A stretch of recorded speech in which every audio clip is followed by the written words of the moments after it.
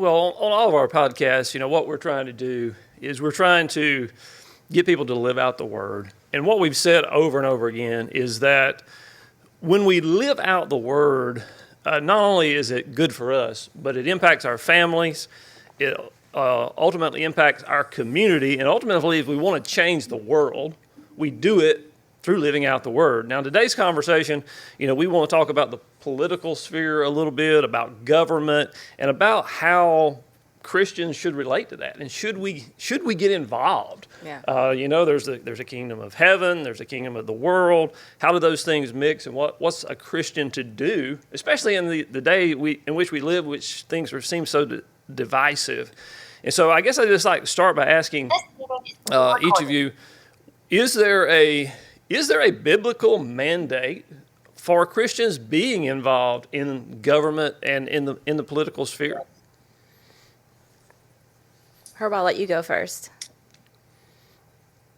Sure, I believe wholeheartedly that Christians need to be involved in the political world. In Matthew 5, we're called to be salt and light, and we're the light of the world. We're supposed to be the salt, and salt is typically, it's rubbed into the meat. It's not something that sits on the shelf.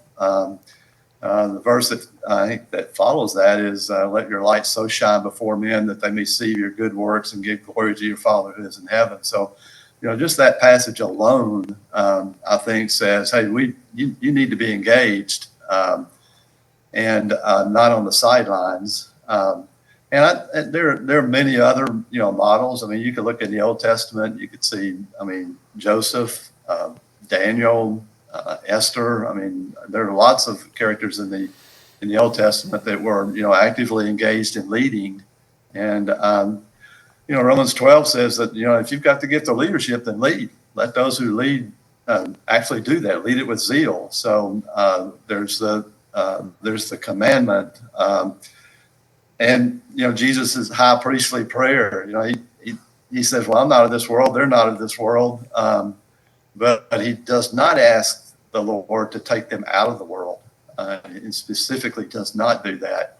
In fact, he says, leave them there, but protect them from the evil one. So that was his and the Father's design. So I think the argument would be the other side. Why would you not be involved? Is there a justification in Scripture for not being involved in the political world?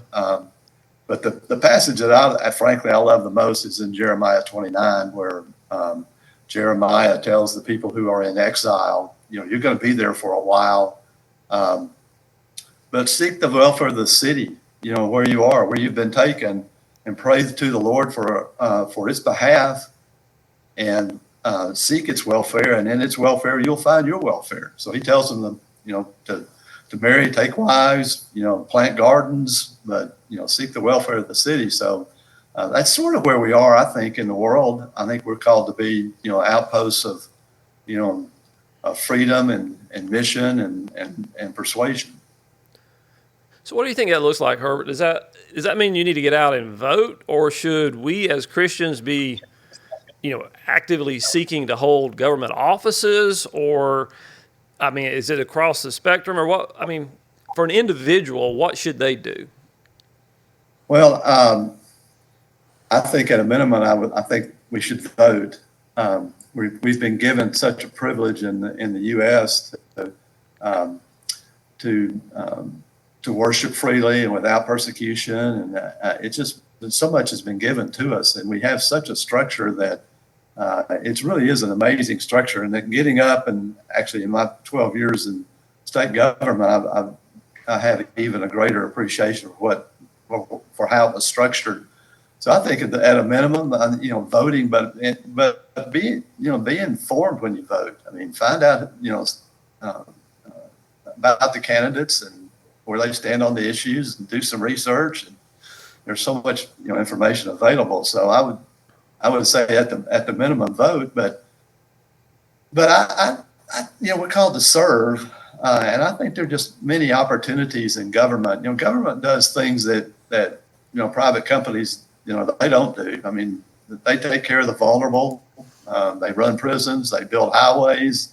They run schools. I mean, nobody else does that except government. And those are really key places, especially schools. I mean, education changes everything. So, but Scotty, I think your question more goes to, what's your personal calling? And that's something that I think the Lord has a plan for each one of us, and it's unique and different. And He wants us to be distinctive. And I think seeking out and trying to figure out what that plan is, it would be the final question as far as the depth and the place of engagement. You have anything, Al? I do. There's we live in this world where nature's laws, it's God's laws, but it's nature's laws. Nature abhors a vacuum. If there's a vacuum, it will be filled, right? And if the kingdom of the people, the salt and light that Herb's talking about, if we're not filling that vacuum, it's going to be filled. And there's only two kingdoms, right? So if it's not the kingdom of light filling the vacuum, you darn well better be sure the kingdom of darkness will. And we certainly can't have the world more motivated about the world we live in than us.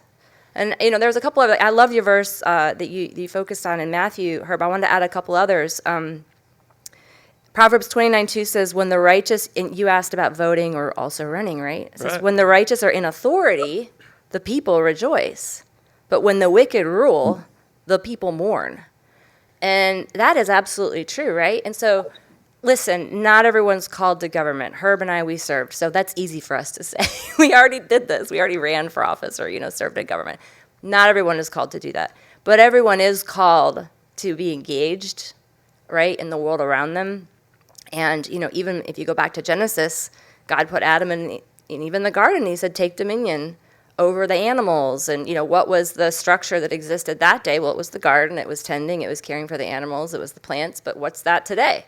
Well, that's the schools and the city hall and, heaven help us, the White House, and politics is a dirty game. And there's a really big difference between government and politics, right? Government is the governing of a country, and everyone's more comfortable with government than politics, right? Because politics is where it gets. I think that's that's part of the issue with Christians. I mean, I'll just speak personally myself. In the times past, I have actually considered, should I run for office at some point in time?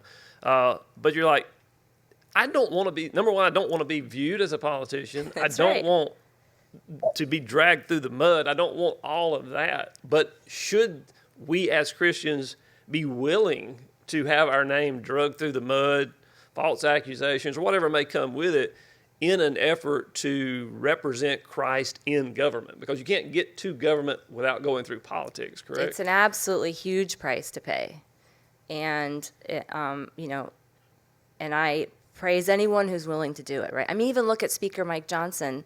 He's just, bopping along as a representative there in Congress. Then he becomes Speaker, and Lord, protect this man from the onslaught against him. That's politics. Right? But if he weren't willing to endure that politics, he couldn't be sitting in that seat to govern. And it's the governing that we've got to do, right?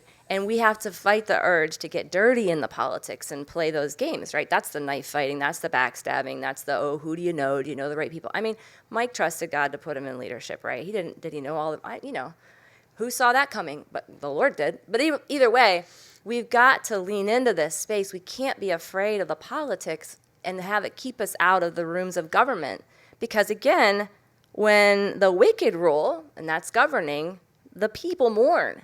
So we have an obligation to the world around us that may or may not love Christ, that may or may not accept that the Trinity is, the ultimate God of the universe, right? But they're gonna either be mourning or rejoicing based on that, whether they appreciate it or not, right? Mm-hmm. And so we have an obligation to, if we're not called to serve in that space, to vote in that space in a way that would allow those who are called to govern. If the people don't vote, the people who are called to govern can't govern because they can't get the votes to govern. So, God can call them to govern, but if people don't show up and vote for them, they won't govern.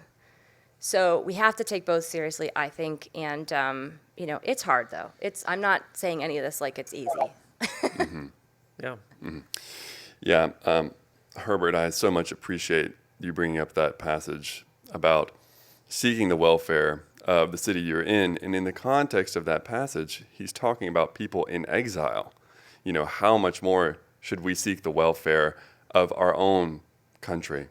And I think it's a question of stewardship. And you're using that word, government, governing. What I hear in that is this idea of stewardship to the degree that, this land is our land, so to speak.